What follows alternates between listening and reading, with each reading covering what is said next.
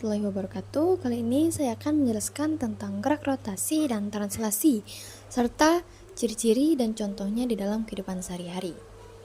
Gerak translasi adalah gerak suatu benda secara keseluruhan dari satu posisi ke posisi lain, tanpa perubahan orientasi terhadap dirinya sendiri. Dalam gerak ini, setiap titik pada benda mengalami perpindahan yang sama besar dan arah yang sama. Selanjutnya adalah ciri-ciri dari gerak translasi. Yang pertama, semua titik pada benda bergerak sejajar dan sejauh sama. Yang kedua, tidak ada perubahan bentuk atau orientasi pada benda. Yang ketiga, lintasan bisa lurus atau melengkung tergantung gaya yang bekerja. Nah, kita akan masuk ke dalam contoh gerak translasi yang ada di dalam kehidupan sehari-hari. Yang pertama, mobil yang bergerak di jalan lurus.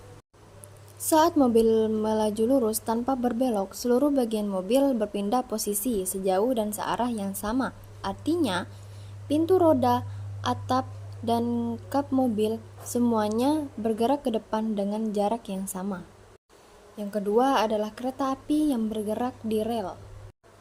Kereta api bergerak lurus di sepanjang rel kereta api, merupakan contoh dari gerak translasi. Yang ketiga ada lift atau elevator yang bergerak naik turun. Seluruh bagian lift, atap, dinding, dan lantai bergerak naik atau turun dengan kecepatan dan arah yang sama. Tidak ada bagian dari lift yang berputar terhadap sumbu. Selanjutnya adalah gerak rotasi.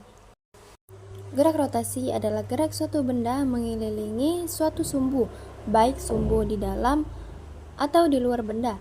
Dalam gerak ini, titik-titik pada benda akan melingkari sumbu tersebut dengan jari-jari tertentu. Ciri-ciri dari gerak rotasi. Yang pertama, ada sumbu rotasi sebagai pusat putaran. Yang kedua, setiap titik pada benda memiliki lintasan berupa lingkaran. Yang ketiga, titik yang lebih jauh dari sumbu rotasi itu memiliki kecepatan linear lebih besar. Dan kita masuk ke dalam contoh dari gerak rotasi. Yang pertama, ada bumi berputar pada porosnya. Bumi berputar terhadap sumbu yang melewati kutub utara dan kutub selatan.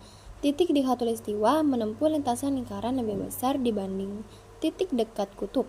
Inilah sebabnya terjadi siang dan malam. Yang kedua itu kipas angin yang menyala.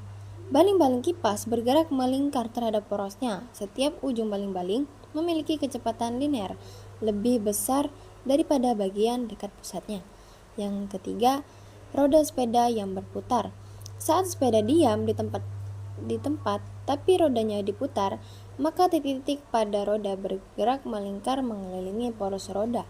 Ini murni gerak rotasi terhadap sumbu tengah roda.